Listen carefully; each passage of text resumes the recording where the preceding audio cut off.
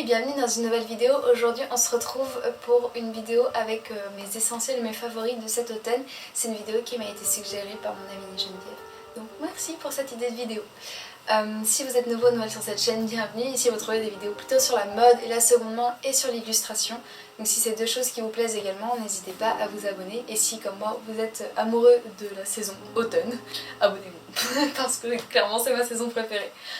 Du coup dans cette vidéo je savais pas trop quel sujet aborder au départ parce que j'avais un peu envie de vous faire une vidéo essentielle en termes de vêtements, sauf qu'en fait j'en ai déjà fait une un peu l'an dernier avec mes basiques, parce que même si j'ai une garde-robe très colorée et tout, j'ai quelques basiques dans ma garde-robe et du coup j'avais un peu envie de changer parce que j'étais pas sûre d'avoir des idées assez novatrices. J'avais pas envie de vous refaire juste la même vidéo, mais si vous ne l'avez pas vue, je la mets dans le i en haut. Donc en gros c'est une vidéo vraiment que sur les vêtements et sur mes essentiels de l'automne-hiver. Du coup voilà, mais aujourd'hui je vais vous parler un peu de quelques vêtements, un peu de nourriture, un peu de films. Du coup voilà, un peu de l'ambiance générale de l'automne et tout ce que j'aime bien faire en automne. Et surtout si jamais vous n'aimez pas trop l'automne, peut-être que c'est des petites choses qui vont vous faire aimer cette saison qui est en fait fort sympathique finalement, voilà. Donc on va commencer par tout ce qui est nourriture et tout, parce que vraiment c'est ce que je préfère en automne. Donc voilà, c'est tout ce qui est boissons et sucreries et choses comme ça. Donc on va commencer tout de suite avec des boissons chaudes. Donc en automne j'adore boire deux choses très particulières. La première c'est un chai latte. Si vous ne connaissez pas, en gros ce sont des épices et du thé. Et généralement on les prépare avec du lait. Vous pouvez aussi le boire, donc pas en latte mais juste en infusion de thé, c'est très bon aussi. Mais si vous mettez du lait, ça fait vraiment une boisson vraiment très douce, très réconfortante. Il faut aimer un peu tout ce qui est cannelle, ce genre d'épices. Mais voilà, c'est vraiment une boisson hyper agréable. C'est pareil, ça marche assez bien je trouve pour Noël aussi. Enfin, c'est vraiment une boisson d'hiver. Donc moi j'ai deux chai que j'utilise. J'ai celui-là de Yogiti que justement mon amie Geneviève justement m'avait passé parce qu'elle l'aimait pas trop. C'est un Himalaya chai. Lui pour le coup je l'ai goûté dans de l'eau et dans du lait et il est vraiment bon dans du lait. Par contre c'est vrai que dans de l'eau il est moins bon parce que je pense qu'il est vraiment fort, donc il est un peu écœurant et je peux comprendre qu'on n'aime pas trop dans l'eau. Moi ça va, j'aime bien quand même, mais c'est vrai qu'il est un peu fort. Par contre dans du lait il est délicieux. Donc c'est dedans, c'est un petit sachet en vrac, voilà il m'en reste plus beaucoup. Et voilà, vous faites en gros bouillir votre lait. Moi il faut savoir que je le fais avec du lait végétal, donc du lait d'avoine ou du lait de riz. Ça marche très bien aussi. En fait vous mettez du lait dans votre casserole et vous mettez environ 2 grammes, 2 à 4 grammes, moi c'est ce que je mets pour une ou deux personnes dans la casserole. Et vous laissez bouillir doucement à feu moyen on va dire pendant 10 minutes il me semble. Et vous pouvez ajouter d'autres épices. Donc nous avec mon copain on rajoute souvent du gingembre, de la muscade, de la cannelle, voilà ce genre d'épices. Donc après à vous de jauger ce que vous aimez bien et tout. Mais voilà, ça se fait assez rapidement, en 10 minutes c'est fait, vous avez un chai latte. Et on utilise également celui-là de chez Kusmiti. Donc là il s'appelle Chai of the Tiger, mais je crois que d'habitude il s'appelle Kashmir Chai. Là c'était une édition limitée avec une très jolie boîte. Et lui pour le coup avec de l'eau aussi il est très bon. Enfin je sais que ma copine Geneviève justement l'a goûté et elle a trouvé meilleur, elle avait préféré celui-là que celui-là. Donc il est un petit peu plus doux, il est un petit peu plus parfumé aussi. Je pense qu'il doit y avoir d'autres petites choses dedans. Alors dans celui-là il y a du thé noir, du gingembre, de la cardamome, de la cannelle, du poivre noir, de la réglisse, de la chicorée, du poivre rose, gingembre, cannelle, réglisse encore une fois, après c'est des arômes naturels. Voilà, donc il est un petit peu plus parfumé, donc je pense qu'avec juste de l'eau il est meilleur en fait que celui-là pour la plupart des gens je pense. Donc voilà, il est vraiment très très très bon. Ils sont assez différents dans le fond, hein. Franchement c'est assez dingue de voir les petites subtilités qu'il y a dans chaque thé. Mais voilà, je vous conseille ces deux-là, ils sont très très bien. Les deux sont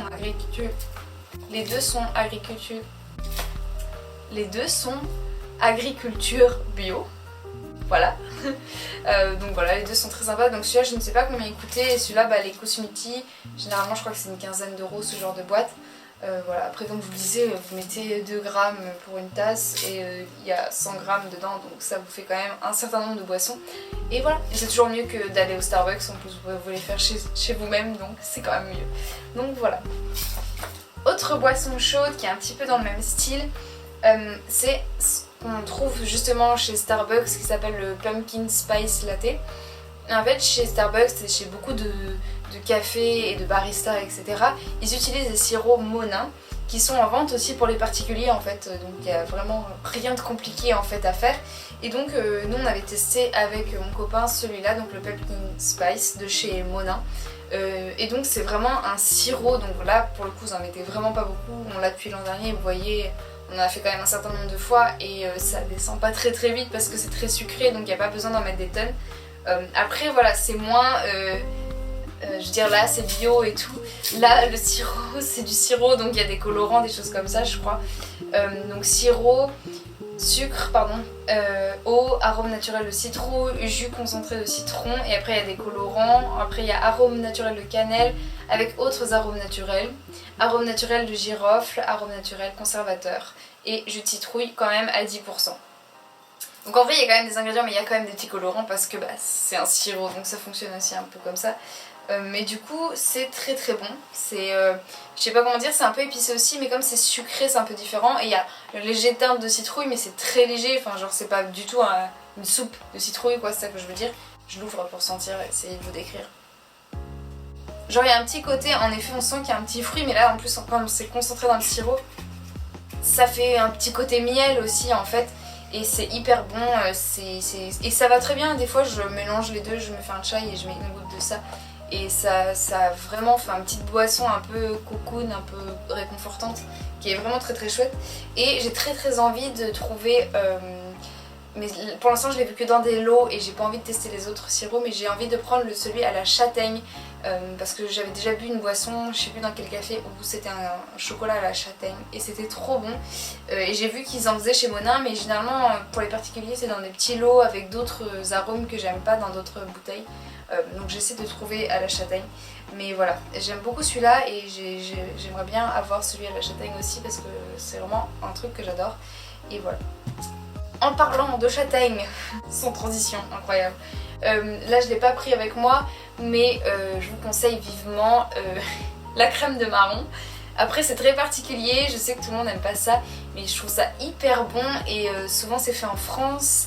Et c'est trop bon, c'est un truc à tartiner et généralement c'est du coup de meilleure qualité quand même que du Nutella ou des choses comme ça et ça coûte vraiment pas cher. Donc voilà, je vous conseille vivement, ça se conserve au frigo après ouverture. Vous pouvez mettre un petit film ou un petit truc pour l'envelopper parce que c'est des boîtes de conserve généralement. Et voilà, et c'est trop bon de se faire des petites tartines de crème de marron et voilà, c'est vraiment délicieux en automne.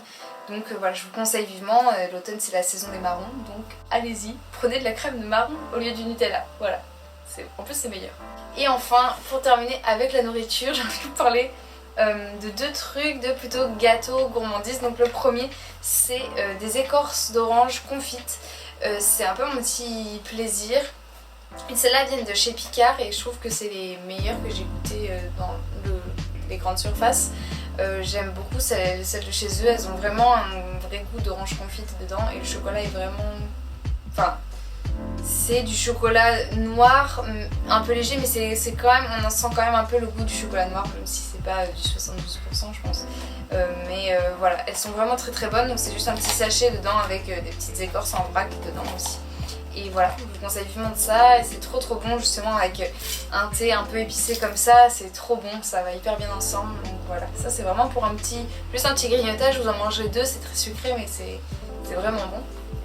Ensuite, pour les gâteaux, moi j'adore les roulés à la cannelle. Donc j'ai une recette dont je vais vous parler juste après. Mais si vous n'avez pas la foi de faire toute la recette parce que c'est long, il faut pétrir la pâte et laisser reposer et tout. Donc c'est pas un truc qu'on fait sur un coup de tête, en gros il faut quand même s'y préparer un tout petit peu à l'avance. Et moi des fois je suis un peu feignasse parce que je cuisine déjà au travail toute la semaine. J'ai pas envie de cuisiner des fois pendant des heures le week-end ou le soir. Donc il faut savoir que Ikea qui vend des roulés à la cannelle vend également les surgelés de leurs roulés à la cannelle. Donc vous pouvez acheter je crois pour 6 €, il y en a 18 dedans il me semble, 12. Là j'en ai plus dans mon congélo mais je vous mettrai une image si j'arrive à trouver. Voilà, et ça coûte vraiment pas cher pour ce que c'est et au final c'est les mêmes que ceux qui vendent. Sauf que vous pouvez gérer vous-même la cuisson chez vous, donc si vous les aimez pas trop secs, plus ou moins cuit et tout, bah vous pouvez faire comme vous voulez. Ça se fait au four, je crois que ça se fait pas au micro-ondes, je crois qu'il faut vraiment un four par contre. Mais voilà, c'est vraiment un truc cool à savoir parce que je crois pas qu'il y ait beaucoup de marques qui fassent des surgelés de roulés à la cannelle, c'est quand même extrêmement spécifique et j'en ai jamais vu chez Picard il me semble, donc voilà, bon plan à savoir, Ikea ils en ont. Donc voilà. Et sinon bah, je vais vous mettre ici ma recette de roulé à la cannelle. N'hésitez pas à mettre pause, faire une capture d'écran si ça vous intéresse et tout. Voilà, c'est une recette que j'aime bien faire. C'est assez facile honnêtement, je suis franchement pas la meilleure cuisinière du monde et c'est pas compliqué à faire, c'est juste ça demande un peu de temps parce que bah, c'est de la pâte un peu genre pâte à pain qu'il faut laisser poser et qu'il faut pétrir pendant 10 minutes donc il voilà, faut le vouloir. Mais voilà, c'est un peu élaboré entre guillemets comme gâteau mais c'est pas non plus impossible à faire parce que franchement je suis pas du tout la meilleure pâtissière de France, donc voilà. Voilà pour la nourriture. C'est en gros à base de chocolat, d'orange et de cannelle, hein, on parle là-dessus. N'hésitez pas à me dire vous vos petites gourmandises préférées en automne, je serais ravie d'en découvrir d'autres parce que je suis quasi sûre que ça me plaira. Donc voilà, n'hésitez pas à me partager tout ça. Et maintenant on va passer au film, ma liste de films. C'est un peu une liste de films d'Halloween mais qui font pas peur. Je prends mon téléphone. Oui, dis. Ah, il est là. En gros, moi, pour ceux qui ne le savent pas, je suis très flippée et je suis très angoissée par plein de trucs. Et donc, il y a plein de films que je ne peux pas voir du tout. Et il y a même des scènes dans certains films que je ne peux pas voir. Je crois qu'il y a une scène dans Harry Potter que je ne peux pas voir, c'est pour vous dire à quel point je suis hyper sensible sur ce genre de sujet. Voilà, dès qu'il y a un truc qui me met mal à l'aise dans un film, je peux pas regarder, c'est tout. Donc pour regarder des films d'Halloween, c'est un peu compliqué des fois et c'est surtout des films, on va dire, pour enfants, voilà. Mais j'aime bien quand même avoir cette ambiance un petit peu spooky, un peu angoissante, mais pas non plus qui va me faire des cauchemars pendant des jours parce que vraiment, il y a certains films, ça me fait ça en fait et après ça me hante complètement et j'aime pas du tout cette sensation, ça me stresse, ça me peut faire de la panique, des crises d'angoisse, ce genre de trucs, donc c'est pas la peine. Donc j'ai élaboré avec mon copain une petite liste pour un Halloween tout doux, pour avoir un petit peu peur, mais pas trop, pour se mettre dans une ambiance un petit peu, voilà, sombre et tout, mais pas forcément cauchemardesque. Donc voilà, je vais vous lister un petit peu toute ma liste. J'hésitais à vous faire une vidéo que sur ça, mais en même temps, je suis pas non plus une chaîne de cinéma sur YouTube et je sais jamais comment parler des trucs, j'ai toujours l'impression que je dis des banalités, que je dis pas des trucs intéressants et je me suis dit toute une liste ça risque d'être un peu long donc je vais survoler un petit peu et peut-être vous parler de mes préférés etc. Mais voilà, hop c'est parti. Donc tout d'abord on avait pensé à des films quand même de super-héros aussi parce qu'on aime bien les films de super-héros avec mon copain et on s'est dit bah tous les Spider-Man ça marche assez bien pour Halloween on trouvait parce que je sais pas la symbolique de l'araignée et tout c'est quand même assez Halloween et du coup voilà on a regardé déjà tous les Spider-Man là récemment d'ailleurs mon préféré peut-être que vous ne connaissez pas, j'essaierai de mettre des petites images ici mais c'est du coup Into the Spider-Verse et il est vraiment, c'est un film d'animation incroyable, c'est hyper beau, les musiques sont super belles et tout est hyper bien fait, enfin c'est une prouesse je pense incroyable en termes d'animation, c'est vraiment un beau travail quoi, c'est un beau film. Donc voilà je vous le recommande vivement et même si vous n'avez pas besoin d'avoir vu tous les films de super-héros pour le comprendre parce que c'est vraiment un film d'animation à part qui était fait à part et voilà c'est génial je trouve, enfin, c'est vraiment un super beau film d'animation donc je vous le recommande vivement. Après on s'était mis tous les Batman donc on les a tous regardés donc même les vieux, même ceux de Tim Burton et tout, il y en a qu'on a revus, on s'est dit waouh ils étaient mauvais. Et c'était pas très bon mais c'était très drôle et puis bon bah les Tim Burton sont peut-être pas excellents mais c'est vrai qu'ils sont vraiment dans un mood du coup Halloween à fond donc voilà c'est des films qui restent sympathiques après qui vieillissent mal en termes de dialogue et de personnages et surtout de personnages féminins ça vieillit pas extrêmement bien mais ça reste des films sympathiques à regarder, on a un peu rigolé en les revoyant. Voilà. Toujours dans les séries de films, on a mis Harry Potter, qu'on est en train de regarder, enfin de revoir en ce moment. Voilà, Harry Potter, j'ai rien à présenter, c'est un film d'Halloween, ça se passe chez les sorciers, donc évidemment, c'est un peu... Même si ceux de la fin font un peu moins Halloween que les premiers, je trouve, mais voilà. Après, on a mis les Twilight, parce que moi j'aime bien les Twilight, et je ne vais pas dire le contraire, je trouve que c'est des films vraiment sympas, et c'est des bons divertissements. Et voilà, il y a des histoires de vampires et de loups-garous, donc dans le fond... ça fit Halloween aussi. Ensuite, tout ce qui est films d'animation qui sont liés de près ou de loin à Tim Burton, parce que ce ne sont pas que des films de Tim Burton, malgré ce que souvent on pense. Il y a Coraline, Frankenweenie, Les Noces Funèbres et L'étrange Noël de Monsieur Jack. Alors je sais que Coraline fait peur à plein de gens, et moi bizarrement elle ne me fait pas peur, je ne sais pas pourquoi, mais je pense que c'est le côté poupée. Il y a une poupée en fait un petit peu... pas vaudou, hein, mais il y a une poupée qui ressemble à un des personnages. Et je pense que les gens ont toujours eu peur des poupées. J'imagine qu'il doit y avoir d'autres films avec des poupées qui font peur. Et moi, ma maman créait des poupées avant, et du coup je n'ai pas du tout peur des poupées. Voilà. Mais Coraline, c'est un film d'animation qui est quand même pas destiné aux enfants. Clairement, je pense que Frankenweenie ou même L'étrange Noël de Monsieur Jack sont plus enfantins que Coraline peut l'être. C'est vrai que ça peut être angoissant, je pense, en tant qu'enfant. Et c'est basé sur une nouvelle ou un roman, je sais plus trop quelle longueur il fait, mais de Neil Gaiman. Et je vous invite vraiment à le lire d'ailleurs. C'est vrai que je parle rarement de livres sur ma chaîne parce que je ne lis pas beaucoup. Mais voilà, c'est un livre très sympa à lire, ça se lit très rapidement et j'avais beaucoup aimé dans mon souvenir. Donc voilà, après il y a tous les films de Tim Burton, mais on s'est dit que s'il nous restait du temps ou de la place dans notre mois de films un peu spooky, on en regarderait, on regarderait sûrement Edouard Romain d'Argent, des choses comme ça. Mais après on n'avait pas envie de regarder que des films de Tim Burton parce qu'au final c'est vrai que généralement les films d'Halloween que je peux voir c'est les films de Tim Burton, et encore pas tous. Mais voilà, on avait un peu envie de varier et de chercher des choses un peu plus différentes. Et même si la plupart des films au final on les a déjà vus, il y a quand même quelques nouveautés dedans, mais la plupart on les a déjà vus. Mais de Tim Burton on avait mis aussi Les enfants particuliers de Miss Peregrine, je crois que c'est ça le titre. Parce que mon copain l'avait pas du tout vu, et voilà, moi je me rappelle que j'avais passé un bon moment devant avec ma mère, je crois que je l'avais vu. Et du coup voilà, donc celui-là il l'a découvert. Après on a mis également Kiki la petite sorcière et Le château ambulant des studios Ghibli. Parce que voilà, bon après il y en a d'autres qui font un peu Halloween et tout, mais c'est un peu les deux qui nous faisaient le plus penser à Halloween dans tous les Ghibli. Après on avait mis Sacrée sorcière, et j'ai un collègue je crois qui m'a dit récemment que il y avait moi je connais le film récent avec Anna Hathaway, Octavia Spencer je crois, et qu'est-ce qu'il y a d'autre, Stanley Tucci peut-être. Oui, et en fait il y en a un ancien film qui a déjà été fait, c'est d'après un roman de Roald Dahl que j'avais lu quand j'étais petite et que j'avais adoré. Et du coup voilà, j'ai mis 2 entre parenthèses parce qu'il faut que je vois l'ancien qui avait été fait. Voilà. Et pour finir, un film que moi je n'ai pas vu mais que mon copain a vu et qui pense que j'arriverai à supporter, c'est Les Nouveaux Mutants, qui est donc un film de l'univers Marvel avec voilà, des mutants. Un peu comme les X-Men, ce genre de choses, mais un peu différent, mais voilà, même genre de principe. Et voilà, et avec l'actrice que j'aime beaucoup qui s'appelle Anya Taylor-Joy qui joue dedans. Donc j'ai très envie de voir ce film, et voilà. Donc c'est un peu le seul film que je fais découvrir, avec le premier Sacrée sorcière également que j'ai pas encore vu. Mais voilà, j'ai hâte de les découvrir, et j'aime beaucoup revoir moi des films que j'ai déjà vus.